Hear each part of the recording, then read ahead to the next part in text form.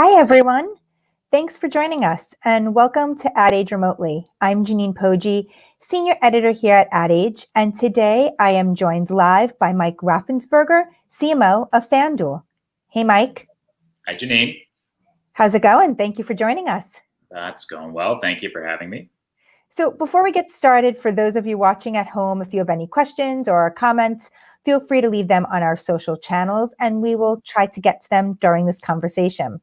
So FanDuel today had some pretty big news. For the first time ever, they struck a deal for branded sportsbook integration with Bud Light. Mike, can you talk a little bit about the significance of that deal? Sure. Look, so we're really excited. We are, best of my knowledge, the first sportsbook in the country to do a branded sports bet. And so we actually did that in partnership with our relationship with the Denver Broncos. You know, we were also the first sportsbook to be an official sports betting NFL team partner. And so Bud Light is a partner of the Broncos, FanDuel is a partner of the Broncos. You know, we got together to do, again, the country's first branded sports bet. And so on December 19th, the Broncos are playing the Bills.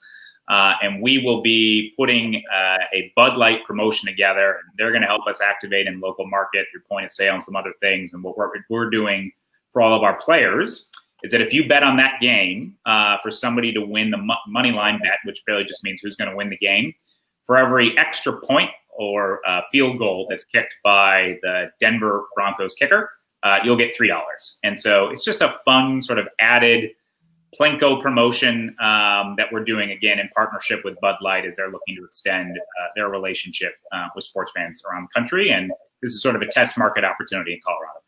Yeah, I mean, what is something like this? What might it mean for how you work with brands, moving into 2021? Yeah, so I mean, look, FanDuel actually has a pretty long history of partnering with brands. Over the past 10 years, we've been in operation. To date, that's primarily been through our fantasy sports and free-to-play platforms. So we work with brands like Hulu and Mountain Dew and a host of others to put custom games and promotions and sort of interactive experiences together for our players. We have a really robust content network. We'll do probably about 500 million online video views this year, all through the lens of sort of sports commentary, lifestyle programming, and analysis. And so, to me, this is taking advantage of the single highest growth business unit in FanDuel's product line, which is sports betting, and is the shape of things to come. I think we get really, really excited about the win-win-win opportunity that brands have across FanDuel at large, and certainly within sports betting, where for a brand, it's a lot of white space, an innovative and interactive experience that, our users are actually seeking out relative to advertising, stock and trade that, is crowded, to say the least. Yeah. And it's obviously a win for us because we're able to fund promotions and experiences, new games, prizes, et cetera. And it's a win for our users because it gives them something fun to do and a little added skin in the game. How else are you looking at growing FanDuel's advertising business? Hey, look, we're putting a lot of investment into our brand partnerships team. As I've said, we've been doing that for the past 10 years. This year is really heating up. We're seeing a lot more active interest among advertisers across the spectrum. Both those who have official relationships with the leagues are looking to extend that, and in some cases even use sort of those committed dollars and those must spends around that league partnership. They can extend that to FanDuel as we are an official activating partner, particularly of the NBA. And then for those who, let's say, maybe are a little boxed out, they don't have an official league or a team relationship, and they want to have a competitive play, FanDuel similarly is a really great opportunity to sort of get involved. And I'd say we're notably looking to have a handful of deeper partners. And so we look out at really kind of 9 to 10 key categories. And we'd really like, to have a more committed, entrenched partner, usually around key sports, either NFL or NBA or something else.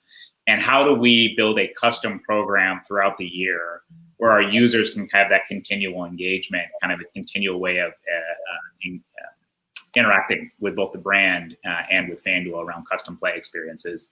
And we've been really encouraged by the response. I think, over the past year or so, as we've been introducing sports betting as an opportunity, it's been some education with agencies and with brands on the space and how it is.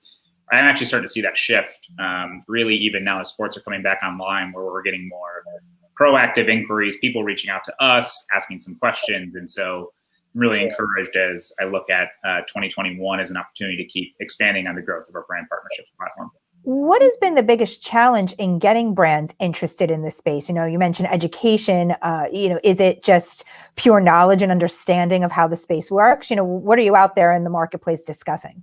Yeah, I honestly think a lot of people don't think of FanDuel necessarily as a promotional partner. They'll think of it as, we have a great fantasy sports platform. We're the #1 online sports book in the country.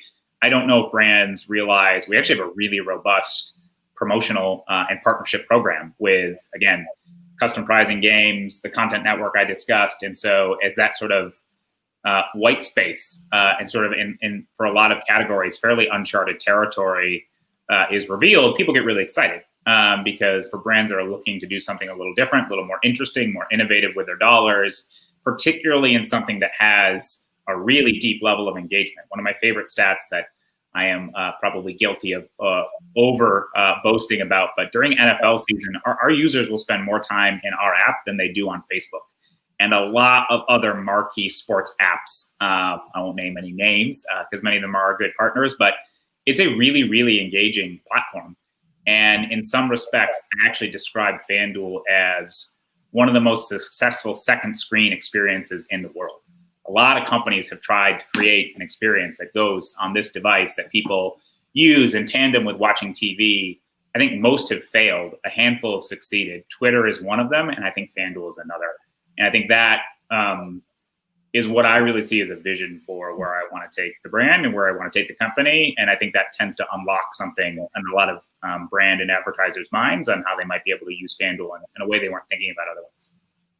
So for brands who are perhaps considering working with FanDuel or getting into sports betting space, what should they be thinking about right now? What should they be preparing in order to sort of dip their toe into the space? Sure.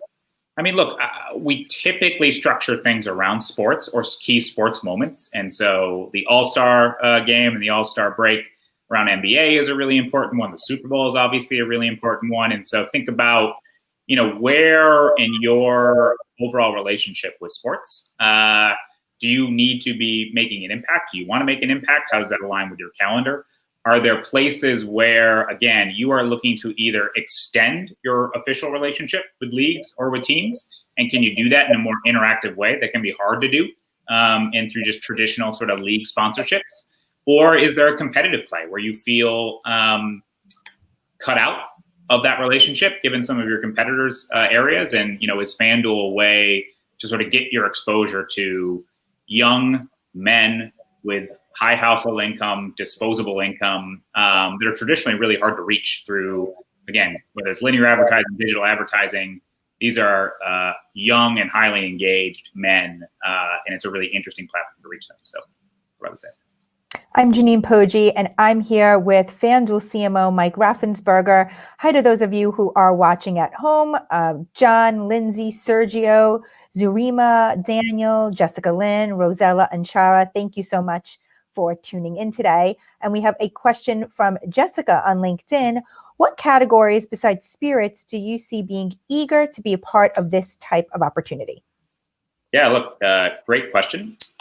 So we've actually had a lot of interest across categories, notably QSR or other kind of casual dining, food, really interesting, automotive, streaming services, and other sort of like cord cutting activity. Hulu's been a really good partner of ours. And even down to some more traditional categories, actually a lot of interest from mobility, insurance, travel, automotive as well. I'd say broadly, any category that's interested in reaching, young men, which tend to be pretty broad reaching, is what we've seen interest in. And again, some of our more successful partnerships to date have been in things like certainly beer and spirits, but also soft beverages. We have a great partnership with Mountain Dew that we've done around the NBA. Hulu's been a good partner of ours, categories like that. So I want to talk about, what you guys were doing in the pandemic when live sports were all but completely shut down. How are you pivoting, and what lessons did you learn, in case we see another sort of lockdown happen again? So if I had to simplify the lesson of COVID, which is obviously ongoing, but notably the sports shutdown throughout the summer, it was be nimble. And so, look, we pivoted really quickly, and I'd say there's two probably really impactful things that helped, I think, deliver on the brand promise that FanDuel sets out, which is to give our users more ways to win. And we very quickly, as a senior team, aligned that our job was not to protect revenue, it was protect engagement. And, to be a little bit more high-minded about it, it's a really challenging time. People need distraction and entertainment during difficult times. And that was one thing FanDuel could provide. And so we created a lot of new free-to-play games and other sort of alternative format on our fantasy sports platform, where it was everything from, we worked with online influencers to do simulated video game, like the Madden football game.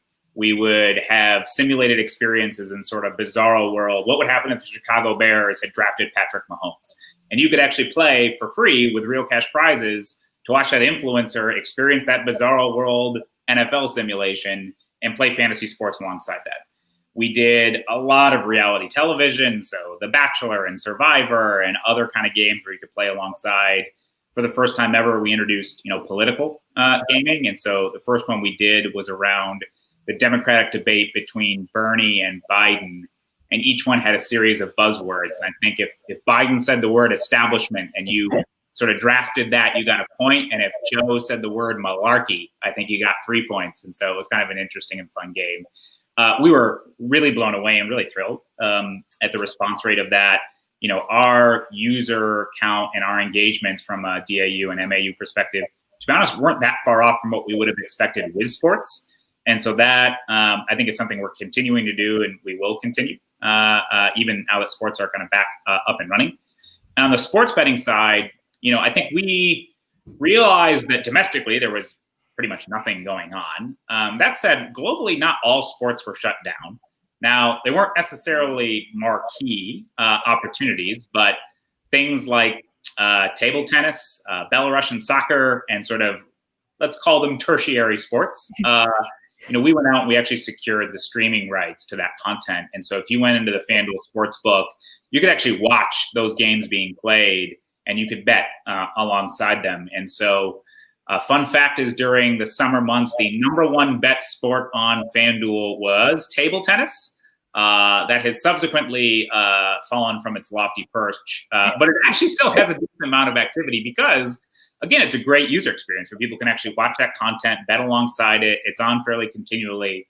And so we're excited about things like that. And I think was sort of our lesson to move quickly and be nimble. And I think most importantly, focus on what mattered, which was helping keep our users entertained.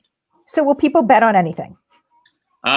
People will bet pretty much on everything. Regulators might not allow us to take a bet on everything. And so that tends to be one of the limiting factors, not necessarily human desire to place a wager on the outcome of an unknown event.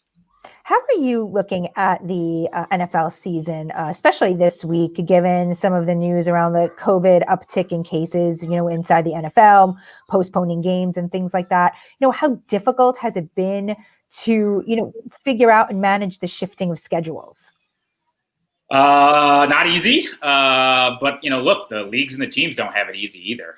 I'd say we, fundamentally are really supportive and have been impressed with all of the leagues' response of getting protocols in place, recognizing that there's going to be hiccups no matter what, and going to the playbook on what to do in those scenarios. For us, we are as transparent as possible, or really try to be as user-friendly and fan-focused as we possibly can, so that if a game is delayed or a player, tests positive and they need to quarantine and aren't going to be in a game, we really proactively talk to our fantasy users. If they have one of them drafted and in their lineups, that we notify them, tell them they have a player in their lineup that they should make that change. On the sportsbook, similarly, we proactively post our house rules and such that if the game is rescheduled within a period of time, we'll let a bet stand. But if it materially changes or is rescheduled for later than that, we void bets. And so ultimately, we will always operate from the principle of, we want to do what's fair, and we want to do what's fair by our users. That said, the scheduling of this current NFL season has certainly kept us on our toes. How are you thinking about this Super Bowl? How likely do you think a Super Bowl will actually get played? I think the Super Bowl is going to be played. I think, it's obviously going to be a little different this year down in Tampa. I'll be limited fans in the stands, to be sure.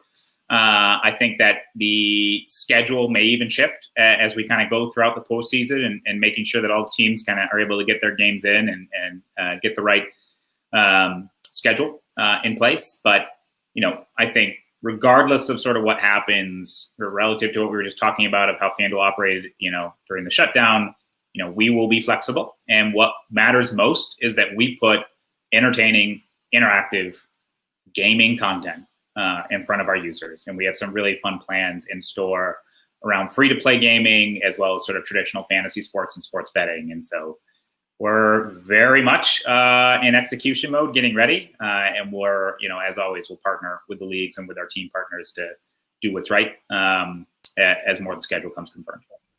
Does FanDuel have any plans to do any marketing in or around the Super Bowl? We do. I can't share all of them.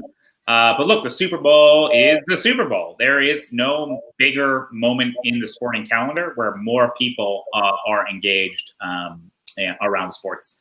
And so notably, because it is such a large and casual mainstream event, we do have a lot of really interesting free-to-play initiatives geared up that we're excited about, and we can share more details as we get closer to it. But also, we'll obviously be gearing up on our promotions, our advertising, a lot of that we'd like to do. One of the most interesting, features I think of our sports bet, it's, for those of you who are bettors in any way, we're actually the only sports book where you can parlay in the same game, which really just means you can combine multiple bets into a single bet, which makes the odds a lot bigger. We're actually the only sports book with same game parlay capability, and there is no bigger same single game than the Super Bowl. And so we're very excited about that, and we think our users are going to enjoy it. Any chance FanDuel could air a Super Bowl commercial? We will be interested in advertising in and around the Super Bowl. As far as kind of national availability, TBD on kind of what we're going to do, and can't share all those plans. All right, make sure to keep us posted on that one. Will do.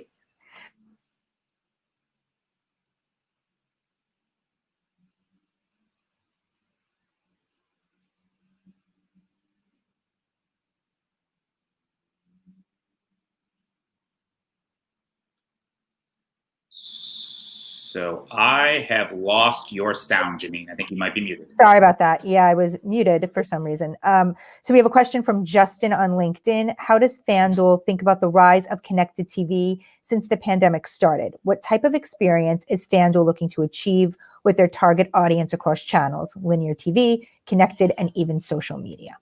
Sure. Look, I would selfishly say after sports betting, there's probably no more disrupted thing in sports than sort of connected TV, over-the-top viewing, and kind of digital viewership. I think we get really excited about a lot of opportunities in the space, one of which is, creating custom content around live broadcasts. And we actually we're the exclusive partner of the NBA on TNT. And we launched for the first time as they were finishing the postseason a couple months ago, an alternative broadcast called TNT Bets, where you could actually watch the live NBA game, but the commentary was different. And it was all around sports gaming, sports betting, fantasy sports. And that was really the context of the game, and having updates of where different props or bets or money lines, et cetera, are taking place. I think that's really interesting on that lens. I think beyond that, FanDuel has actually built up a really powerful content ecosystem with partners like TNT, but also with direct influencers, Pat McAfee, Cousin Sal, others that are creating content all the time. One of our key partners on that front is a company called SportsGrid, which actually has a really, really robust distribution footprint, has a 24-hour network dedicated to sports gaming and sports betting content. And that is a lot of analysis, punditry, et cetera, all around the idea of sports betting. And we're sort of their foundational partner. We co-create content all the time, add in, give them special insight into how the weight of the book is moving, how the line is shifting, give them access to our risk and trading apparatus, which really just means the people and individuals that set lines on FanDuel, giving them sort of unique insight, and that just creates really great editorial content. And so I think you'll see more from us along the lines of deepening that relationship. I think you'll see more and more dedicated editorial content around sports gaming and sports betting, both through the lens of live sports, alternative broadcasting, and also, additional editorial content surrounding. We actually have another question from Enrique on LinkedIn. What's the best way and the starting point in bringing your partnership opportunities? Look, you can reach out to sponsorships at FanDuel.com. It's certainly a great place to start. You can reach out to me. We have an entire team dedicated to working with our partners, introducing kind of what those opportunities are. And we would be happy to chat specifically about your goals, what your brand is looking to do, what you're looking to achieve, and build something custom. I wanted to ask you about esports. Would FanDuel look to do any sort of partnership in the esports marketplace? Are there any sort of alignment opportunities there? Esports is undeniably massive when you look at the reach and scope of what's going on. We actually were the first sports book in the country to take an esports bet. We did that last year around the League of Legends tournament. I referenced it earlier. One of the aspects around legal sports betting is that we have to partner with regulators around the United States, and that is on a state-by-state basis. And so all of them and all of us, frankly, are learning more about esports and how that works, getting comfortable sort of what is the right level of competition that it would make sense to take sports bets around. Fantasy sports has emerged as one of our highest growth areas around things like Call of Duty, League of Legends, some others where it's been really, really popular. And again, it's one of our highest growth sports verticals around fantasy. And so I'd say, we're early days in sort of what it means from a sports gaming perspective, but it's undeniable the reach and the impact that it has. And I do think it aligns with the previous question a lot, which is sort of connected viewing, over the top, and otherwise, I don't need to probably tell anybody on the stream that Twitch is just a massive, massive player in this space. And what does it look like to be pairing, sports gaming and second screen experiences with a digital primarily consumption is, something we're still working on, still figuring out, but one that we are excited about, and we think there's opportunity. From a consumer standpoint, what trends have you seen in consumer behavior since lockdowns began? How have they evolved during this time? Look, I talked about some of the shift in behavior and some of what we did as a company and how people responded to free-to-play gaming, reality television, politics. Let's call them non-traditional sports and sports betting consumption. What I do think is interesting and what we find is as games are delayed or rescheduled or postponed or changed, we broadly have found a shift of that gaming activity, moves to other games in the schedule relative to it totally, shutting off or kind of being, displaced in some way. And I think what that tells me is there's just a lot of appetite for sports and to have kind of a deeper and more engaged in the outcome of that sport. And so I think that we're going to continue to see disruptions. I think that the general trend is that, people want a desire to have that entertainment, certainly have a desire to, have sports gaming be a part of that entertainment. And so broadly, our engagement levels have maintained, exceeding our expectations even of what we would have expected.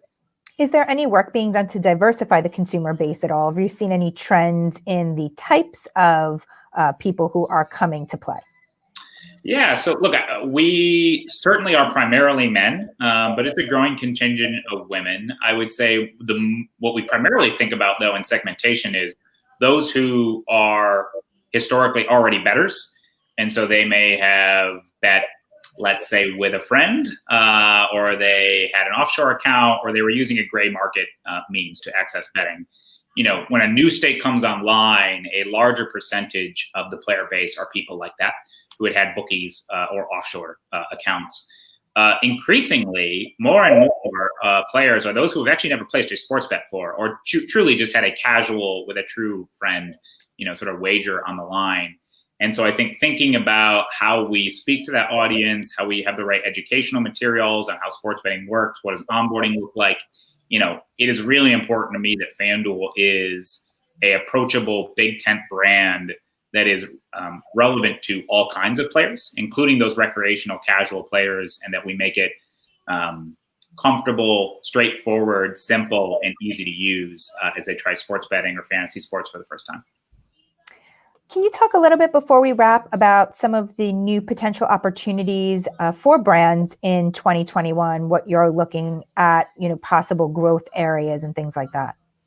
Yeah, so we are looking for a primary partner across a number of key categories, beer, spirits, QSR, automotive, mobile, insurance, and a few others.